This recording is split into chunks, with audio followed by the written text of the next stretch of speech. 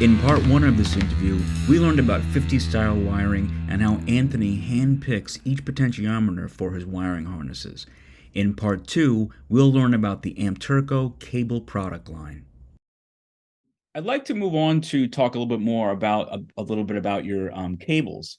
Okay. And I thought it was really interesting what you mentioned about your 30-foot coiled cable. First of all, that you have a coiled cable, because I feel like that's something that I used to see as a kid, in the 70s, like guitar players like Pete Townsend used the Yeah. coiled cable.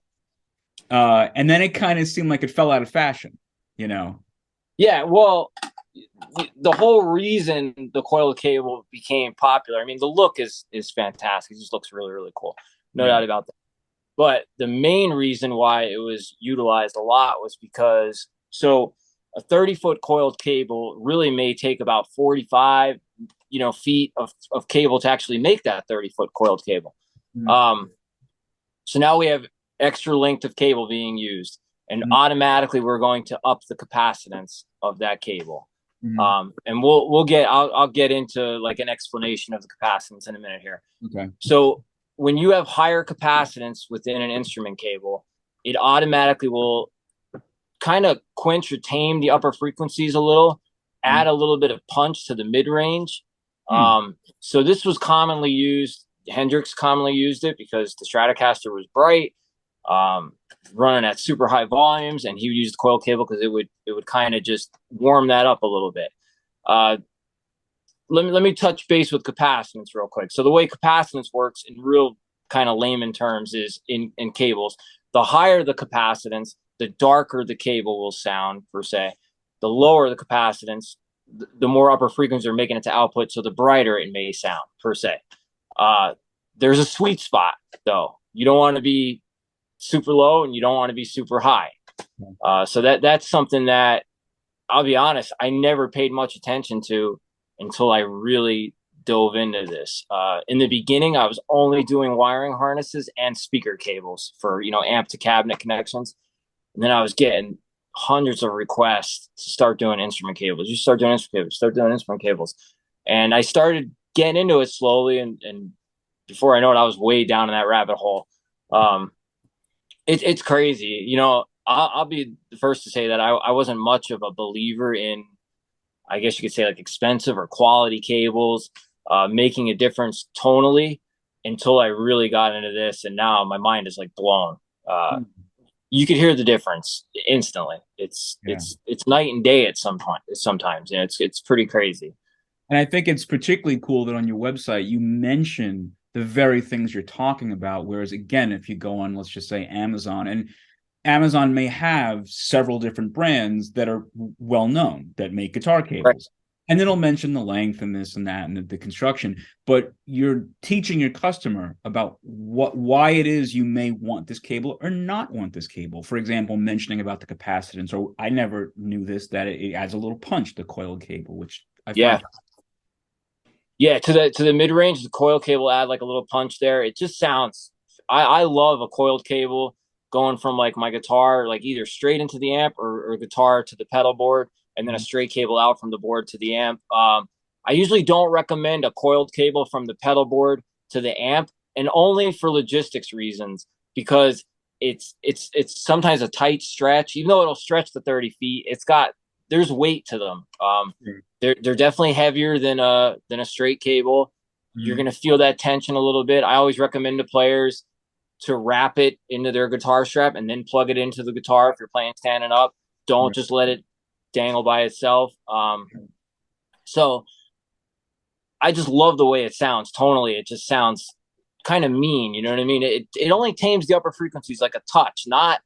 It's not overly dark and everything like that. And like I said, that's the thing too, where that sweet spot of the capacitance really comes into play. You know what I mean? You don't want to be too high. Can you hold up your cable again, the one you just Yeah, showed us? absolutely. So this is an orange coiled cable I just finished up the other day for a customer. Right on. That is a serious looking cable. Yeah, and well, the plugs I use too they're the jumbo Reen Nutric plugs. Mm. They just look mean. There's no doubt about it. They look super heavy duty. They're fantastic. Uh, I'm really glad I ended up finding them, throughout my little journey here and stuff like that. They just really work great. Oh, that's really cool, man. That cable looks really great, and you offer different colors too, which so depending. Yes. So we do it in the orange. So regular colors, orange, white, and black. Translucent colors are red, green, and purple. I don't have any of the translucent coils on hand right now. Okay. But they're very popular and they look really, really fantastic because they're slightly see-through. So the light can kind of almost slightly go through them. You can almost see the braided shielding on the inside of them when the light hits them. So yeah, so they look pretty neat for sure. And when I saw the mono Y cable, my first thought was, oh, Y cable. Why would you need something like that? And again, really cool that you specifically explain on the website that, hey, when you have like a Vox AC30 or a Fender Deluxe Reverb or a four input Yep. Marshall, yes, you can jump it, but the mono Y cable actually provides a more direct signal. So I wanted to ask you if you could talk about the science of that a little bit. Why is it that the mono Y cable works a little bit better than just jumping those two inputs? So here's a mono Y cable I just finished up. This is a red one. I do these in all the colors I offer the patch cables in. I could do them in so red, seafoam green, black, blue, orange, white, purple, and gray. And the gray is like a dark, like battleship kind of gray. So the mono Y cable. I'll tell you a little bit of my history with a mono Y cable. I owned a Vox AC15 probably about maybe 10 years ago, just a regular reissue one, nothing special, not hand wired or anything like that. And I've always been a tinkerer of things. So as soon as I got it, I was like, well, there's two channels on it. Can I run a mono Y cable? I've always been, very technology savvy with the cables or electronics and stuff like that. I've always been into that. So I tried it and I was like blown away because here I'm blending the top boost channel Mhm. and the normal channel simultaneously. And there's a master volume on that amp, which is just fantastic because I can crank both channel volumes and Mhm. run the master volume to taste. I think I got rid of my distortion pedals at the time. It sounded so mean. EL84 power tubes are just when they're running hot, they sound really, really fantastic. Nothing Um, like it. so that was my first kind of go with something like that. And I didn't build cables at the time, you know what I mean? But I was like, wow, this is crazy. And I remember I belonged to like a Vox forum group, and I was commenting on there saying, "Hey, has anybody ever tried a mono Y cable into the two channel inputs and blending them?" And a lot of guys were telling me that you couldn't do that. I was like, I'm doing it right now. Like, and I remember I uploaded a video to the forum, and there was a lot of guys saying, "Oh, you're gonna break the amp or this that." I was like, "No, it's perfect. It works perfect. It's incredible. You're not gonna break the amp." But the science behind the more direct signal path really plays into like the four-hole amps, four-hole Marshall like a Plexi or a JTM 45, the Laney like super groups, four-hole ones, anything like that. Even like a Fender Deluxe Reverb technically has four holes. You know what I mean? Right. So you have a high input and you have a low input for each channel. The low input is padded, which means there's probably a resistor or capacitor in place there that's going to lower the input basically. So the output that comes out is attenuated slightly. Okay. So when using a jumper, just a regular patch cable like this, like if we were using something like this, Mhm. okay, we automatically have to pick one's got to go into the lower input and one's got to go either into the higher input or both lowers, you know what I'm saying? And then you pick which one you're going to use at that point. So you're Right. always using one of the padded inputs. Ah, Um, I get so it. that it's never going to give you that full burst of the two higher inputs at the same time. Right. Okay. And it is a game changer. It's really like a bit more gain, more raw in your face kind of tone. Mhm. It definitely sounds to me way better. Instead of using one of those padded inputs, you know what I mean, on the lower input sections of the amplifier. So that's the science behind it. The other science really is it literally is a more direct signal path. We're going in straight right through to the amplifier. We're not having a jump. You know what I mean? Because then now you're going through the inputs back and forth. Yeah, and it's funny So because that I've certainly owned plenty multi-input amplifiers before, but I never really think to myself, hey, go into both channels, mess around, see yep. how it sounds. I mean, I know it's possible, but everybody everybody thinks about the four input Marshall because that's the iconic image, is the jumped inputs of Right. the Plexi. But with a Fender Deluxe Reverb or even a Music Man or something like that, you could do that too. Absolutely. Yeah. And the tonal options are endless at that point because now we have, let's say on a Fender Deluxe Reverb, we have the normal channel and the vibrato channel. Now Mm, the reissue 65 Deluxe, the blackface style reverbs, even the reissue ones, I'm saying they don't share the reverb on both channels. Well, now you have the reverb kind of on both channels. You're allowed to dial in normal and bring in the vibrato and add the reverb. sure. So that works out great like that. Now the newer 68 reissue deluxe reverb, the silver face one that they came out with, that shares the reverb across both channels. So Was the that original automatically, like that? The original 68 shared the reverb I'm across? not 100% sure if it is, but I know that was, I owned a 65 deluxe reverb many years ago, a reissue, and that was a huge complaint that people would, and there was a mod people would do to get it to share. And so I'm not sure if it originally did, the silver face ones did, Okay. or that's something Fender was like, you know what, all these people are asking for it. Let's No. give it to this model. But Okay. using that Y cable on those amps, tonal options are endless. You could dial in one channel dark, one channel bright. You know what I mean? It's just really fantastic. The only disadvantage I'd say to like the deluxe reverb and a plexi and stuff like that is the lack of a master volume. So you're Yeah. going to be, you'd be peeling the paint off the walls when you get it dialed in nicely. But even if you have a pedal board, you're still mixing two channels, and you could make Yeah. one brighter, one darker, or Yep. whatever. Yeah. The EQ options are endless. It Yeah. goes on forever, really. Yeah. So I wanted to ask you to talk a little bit about your speaker cables. And the first Mm-hmm. one is the retro speaker cable, which I think you mentioned uses 12 gauge wire, I believe. Correct. Yeah. Okay. I have it right here. Let me grab. So this one's not finished yet, but this is the wire here. So it is, yeah, it's 12 gauge wire, Mhm. 100% pure copper stranded wire, Mhm. 99% oxygen free. Um, Pure copper, obviously a better conductor than sometimes what a lot of companies will make speaker cables out of is copper clad aluminum. Okay. So the conductor is like copper clad, you know what I mean? So it is a little better conductor. There is a tonal difference that I hear between, pure copper and say copper clad aluminum. And it all depends on how the cable is made and manufactured and everything like that. So that'll make a difference too. But I started out really only making these and the wiring harnesses. Hmm. And I found this company that I found that manufactures, they're actually like an LED lighting company, but they manufacture a hi-fi speaker cable as well. Okay. And I just heard the difference with this. Like when I first started testing all different things, it just sounded, I could hear it. It just sounded fantastic, really did. Oh, okay. And the 99% oxygen free, is that a cost saving measure? Do companies that make cheaper wire not are they not able to say that because they're able to buy wire cheaper, but it's 99 not oxygen? Well, yeah, the oxygen free is like it's going to prevent it from oxidizing. So the inside of the insulation, that's the whole purpose of that. Okay. That's why they do that. So yeah, I would imagine it would cost more to fabricate wire in that manner than not do it that way. So the oxygen free is specifically meaning when you insulate it, you get out all the oxygen and it won't, Correct. like the way an apple turns brown when you cut it, the copper's going to oxidize. Yes. Yes. Yes. Okay, got it.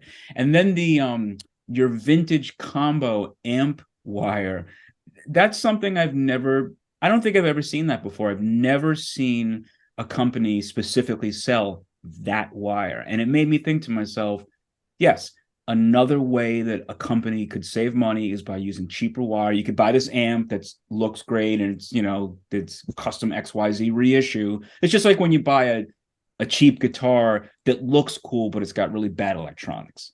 You know what I mean? Right. Right. You could Absolutely. have an amp that it's iconic. It's I'm not going to say, Vox or Fender XYZ, but how do they save money? How do they keep it under $800? They use crappy Right. wire, possibly. So the Yeah. thought of going out and saying, hey, I want to get better wire for my combo to go from the internal speaker output to the speaker. That could make a Yep. difference. Yeah. Absolutely. Absolutely. And quality. I've done all sorts of custom wiring for combo amps, stuff like that. The one I've done a bunch is actually for a Fender Vibro Champ, a vintage Vibro Champ. I think it's like the 72 or something, the 70s one. Mm. The speaker cable is actually an RCA plug out to the speaker. Right. So Okay. I built a couple of those for guys to replace those because that's not something you're going to find. You know what I mean? That RCA, that's For example, I think my Music Man, I think it's RCA. I think maybe, but I've right. seen some of them. That's it's or the Music Man. It's the reverb tank. It's RCA cables. Oh yeah, yeah. Usually the reverb tanks are RCAs. Right. But Right. the bottom line is, that does happen sometimes. It's kind of a non-standard jack. Yes. Yeah. So I've done combo amps. I could do. I actually have done wiring for speaker cabinets.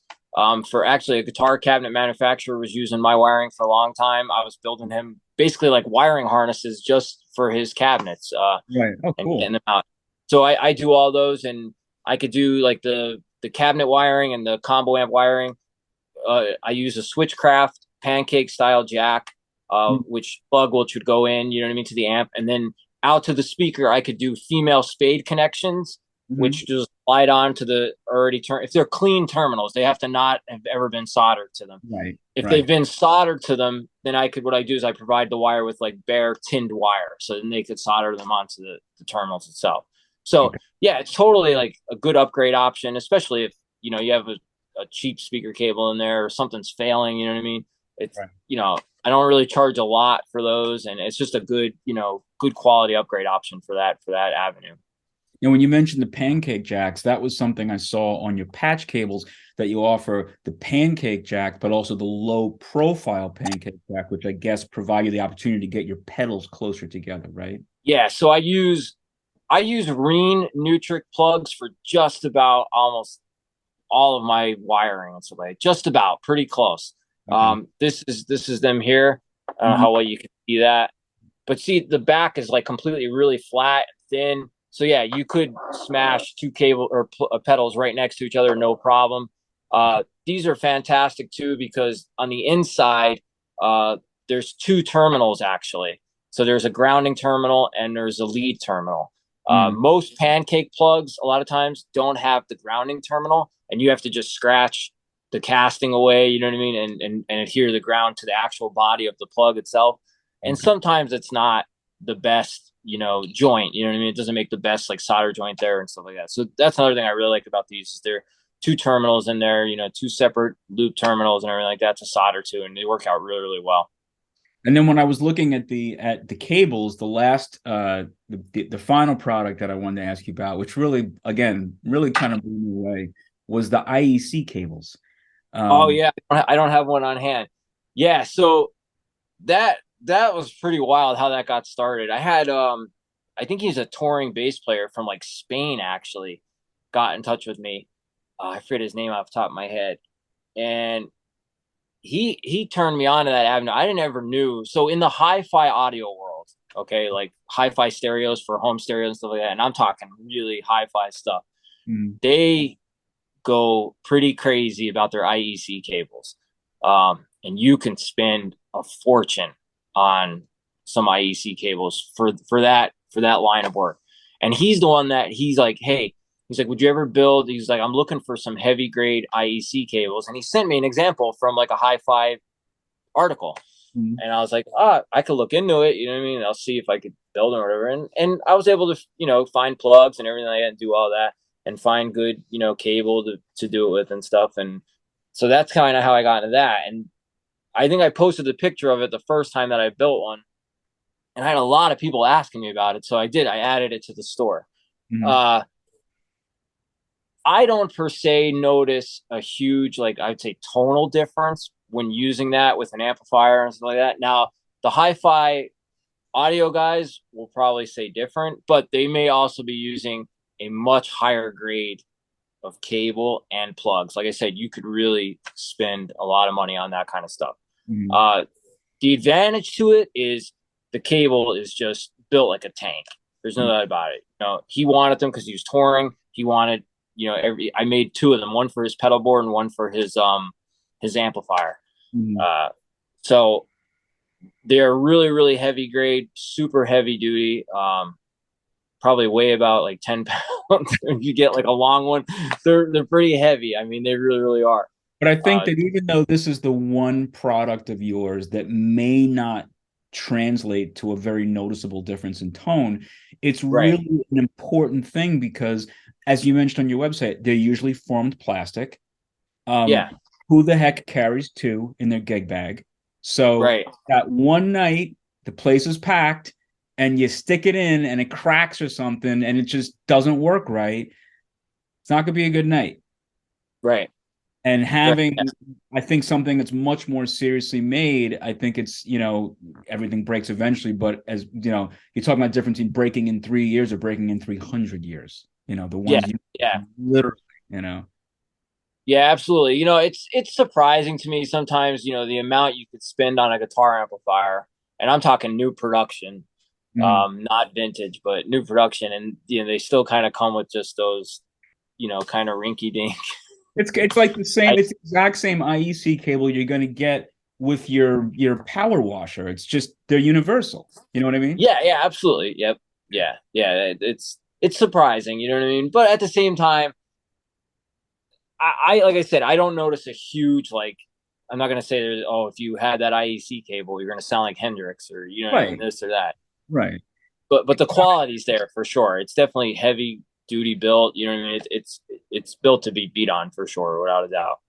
And I would think, especially for someone like you mentioned, the guy that first mentioned, if you do a lot of playing or touring, it's like that's the kind Right. of thing no one thinks about. And when it breaks, that's a bad night. You want a good Yeah, one. absolutely. Yeah. Yeah. He's got to have stuff that's going to be 110% at all times in those situations, Yeah. He was doing a lot of like fly rig and that kind of stuff. And, he had a small bag that would had all his cables and he wanted those style IEC cables for his board and his amp. So Yeah. makes So sense. Definitely. is your business 100% virtual at this point, or do you have a retail location? People walk in to purchase your products. No, I do not have a retail location. So yeah, I'm pretty much 100% virtual. Besides local people, Mhm. um, I do repairs. I work on tube amplifiers, guitars, pickups, pedals, just about anything. I could try to repair. You know what I mean? So Well, I do have like I'm glad you mentioned that. I wanted to ask you, do you actually do repairs? yes, yes I Okay. do. So I can do for tube amplifiers. I've done everything from changing out filter capacitors, screen grid resistors, biasing, installing new power tubes, installing new preamp tubes. I changed out a two conductor, old vintage plug on like a Fender amplifier to a three prong, Okay. grounded plug. So all that kind of stuff I do. I did build a JTM 45 amplifier 2 years ago. I actually won it from Stu Mack through an Instagram contest, which was really, really cool. So that was cool. It helped me learn like a lot of things about, the inside of the amp and everything like that, which is really, really Okay. neat. That's cool. Is Sumac a company that you recommend? Do you buy supplies from them for your business? I do. I do buy some wiring, especially for the harnesses through them. I get like the braided ground wiring. Mhm. For this I get through StuMac, 50-foot rolls and so like. 'Cause I use a lot of this on the harnesses and everything. Okay. Um, so yeah, a lot of my harness stuff I do get from them. Wiring, a lot of wiring for sure. Okay. So I wanted to also ask you if somebody's a potential customer, what's the best way for them to place an order? How would you prefer to hear from a new customer? So I do have a website through Big Cartel. It's ampturco.com. Okay. Pretty easy to remember. I'm pretty big on Instagram. That's probably where I would say like 90% of my following comes from and everything like that. So even on there, people can message me at any given time. I think I even have on the website I have my email and phone number listed. So if you went to the website and there was totally something custom that you had an idea of and it's not listed on the site, you could obviously get in touch with me and I probably could build it. And for the items that are, it's understandable that if something's a custom request, the turnaround time is really TBD.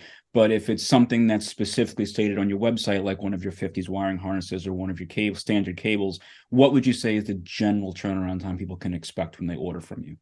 I'm usually about a 2 week to 2.5 week turnaround time for Okay. for just about anything. And do you welcome international customers as well? Yeah, I ship internationally all the time. I probably ship to Canada actually as much as I ship to the States. Okay. I had a pedal builder from Canada, Dominion Electronics, I think it's called, if I remember off the top of my head. He got a whole pile of coil cables from me to go with. He built a specific fuzz face style unit, and if you ordered the pedal, you also got one of my coiled cables with it. So he did like a whole package deal. And ever since he did that, I think his name's Aaron, if I remember off the top of my head. I have so many Canadian customers. It's like I ship there seriously almost as much. But yeah, I do ship internationally. I just had a shipment go to Finland the other day. I had a couple go to Australia like last month and stuff. Germany I got coming up right now. So yeah, I do ship internationally. All right, right on. Well, before we go, I want to mention something and ask you one last question. So the thing I wanted to mention is that I saw on your website you sell T-shirts, and I think the T-shirt that says "What would Iomi do" is the coolest thing I ever saw. So Thank that's you, it's thank you. over. It's the coolest thing ever, that T-shirt. The second thing is you are a guitar player. So my final question to you is when you get up in the morning, what guitar do you play through? What pedal do you plug it into? And what amp do you plug them into? Okay, so let's say a year ago, it would definitely be my SG Junior. I have a 2018 SG Gibson SG Junior with the single P90 in it. Plugged into pedal wise, it would probably be my Does It Doomcaster into, I'd say, my Stone Deaf Effects Fig Fum Fuzz, which is like a take on a big muff, uh, right into my orange Rock Reverb MK3. Now I'm like so busy with the cables and stuff like that. Now I like, and I actually sold my Rock Reverb, which it is what it is. But now I plug almost straight in to. I have a Laney AOR 50 from the 1985, like 85 or so. I plug usually same thing SG Junior, but I don't even use pedals much anymore because I'm always just testing the cable. So I just go straight in. I'm finding a new love of like going straight into the amplifier. Sounds Right. really good. Cool. Well, Anthony, thank you so much for making time for us today. It was really nice to get to know you, to learn more about your products, and hopefully introduce you to our viewers and you find some new products. Yeah, thank you. I appreciate you reaching out and everything, and I really appreciate this time. Right on. And I hope I might be able to get you to come back and spend some more time with us in the future. Yeah, absolutely. Right on. Well, thank you again, Anthony, and we'll see you soon. All right, take care.